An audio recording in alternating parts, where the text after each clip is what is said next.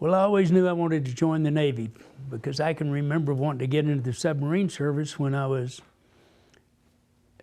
before I even got into high school. I used to tell the neighbors that's what I was going to do when I graduated from high school. So when I graduated from high school in 1949, I joined the Navy within the next 15 days and was sent to boot camp in San Diego, California. Don't remember a whole lot about boot camp. It's just all the regular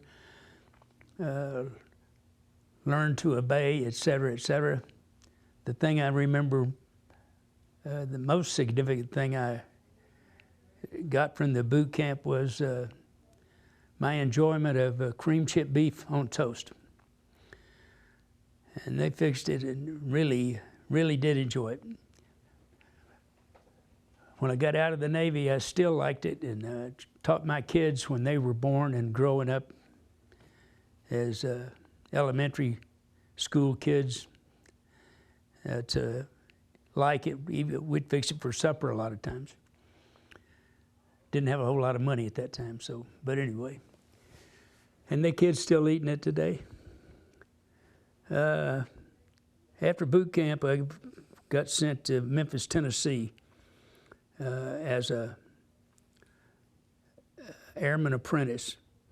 The submarine service, I got selected for that, but I had a friend that was in the Airedales, was in Airedale, so I decided to stay with the aviation thing and went to aviation mechanic school. The only thing I remember about Memphis, from 9 years old until I graduated high school, I lived in Houston. And I can remember how humid it always was. I never wanted to go back to Houston when I got out of the Navy. But I ended up doing that. But when I got to Memphis, I just thought Houston was humid, hot and humid. Boy, that Memphis was the worst place I was ever in as far as that was concerned. I'm not kidding you. Really enjoyed going to school there. Got transferred out of Memphis and got sent to Moffett Field, California, to VC-3. It was a composite squadron, had a bunch of different types of aircraft. I can remember first thing they do with a young airman coming out of A school is they put him on the flight line, of course. And we used to have the old Bearcat. I mean, VC squadron was a composite squadron. Had all kinds of, we had one of the first jets, the F-3D. It was after the F-9F, but it was the F-3D. It was a twin engine jet. And all the way back down to the Bearcat, which was famous from World War II. But the wings on the Bearcat, golly, I don't remember, they were sitting up alongside the fuselage, and when you spread the wings, because they folded the wings because of the carrier operation, of course, to conserve space. And so their wings folded alongside the fuselage, and when they decided to get ready for flight or go to the catapult or anything, then the wings would sweep out. And you had 3 or 4 guys on each wing to push them out.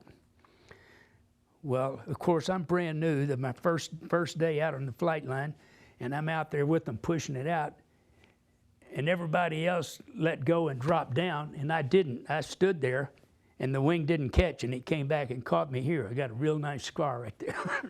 That's one of the things I never forgot. I never did forget to duck after that.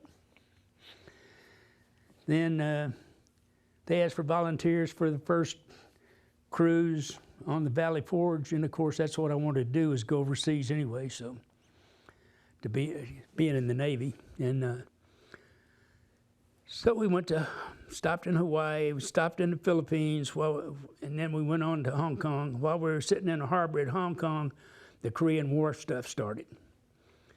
So they recalled everybody to the ship. They sent us from there to the Philippines, to Subic Bay to load up supplies. Just hurry up, and then we got to Subic Bay, and I think we sat there for a week.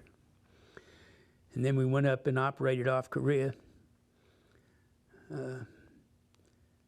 one of the most things I remember most about operating off of Korea is you'd be out on station for 30 days, and then you'd be in port for 30 days. Get resupplied, re-ammoed, re-everything.